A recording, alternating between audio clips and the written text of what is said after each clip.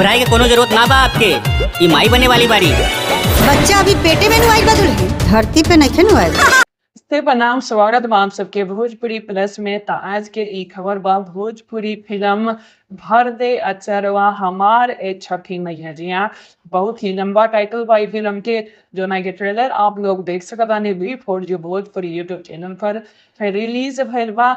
जो ना के निर्देशक बारे संजय श्रीवास्तव जी, कलाकार बड़े ऋचा दीक्षित, गुंजन पंथ, अंशुमन सिंह राजपूत, फारसाद सिंह और भी अनेकों कलाकार बारे में, जो कि आप लोगन के भरपूर मनोरंजन करिए। बात करें फिल्म के, तो फिल्म की स्टोरी एक टाइटल नहीं बा भर दे अचरवा हमार ये छठी मैया, यानी कि एगो ऐसा लेडीज बाड़ी जो कि अपन गोदी भरेला तारी एगो लावेना चाहतारी छठी मैया से, और कुछ ओकरे घर में दुश्मन बा जो कि ओकरे खाना में कुछ ऐसा मिला के दे रहल बा जो ना से ओकर कोख ही खराब हो गइल बा, यानी कि बच्चेदानी खराब हो गइल बा। और ओकरा कारण डॉक्टर के रिपोर्ट में आ गइल बा कि अब आप कबो भी माई ना बन पाएम। लेकिन जब छठी मैया और दुर्गा मैया के कृपा होला तो ई सारा कुछ बदल कर जाला।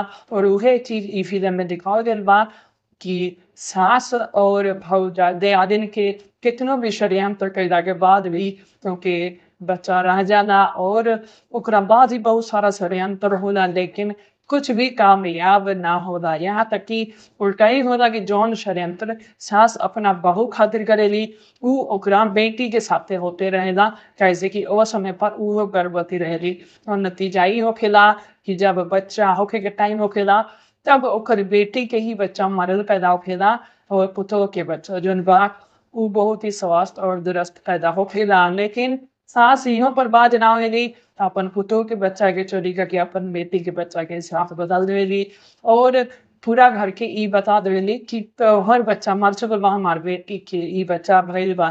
तो ये स्टोरी बा संपूर्ण पारिवारिक रूप से एगो भक्तिमय फिल्म बा, जो कि आप लोगन के देखने में मजा आई। बहुत जल्द आप सबके बीच में टीवी और यूट्यूब पर ई फिल्म उपस्थित हो जाई। हमें ट्रेलर काफी अच्छा लागल, कोनो बिना बड़ा मेल सुपरस्टार होला के बावजूद भी फिल्म की स्टोरी में काफी ज्यादा दम बा, और एक्टर भी बहुत ही कमाल के बड़े। तो अगर आप लोगन के हमारी रिपोर्ट पसंद आयल बा, रिव्यू पसंद आयल बा, तो वीडियो को लाइक करके शेयर कर दी, और ऐसा नए रिव्यू खातिर चैनल के सब्सक्राइब करके बेल आइकन जरूर दबा दी।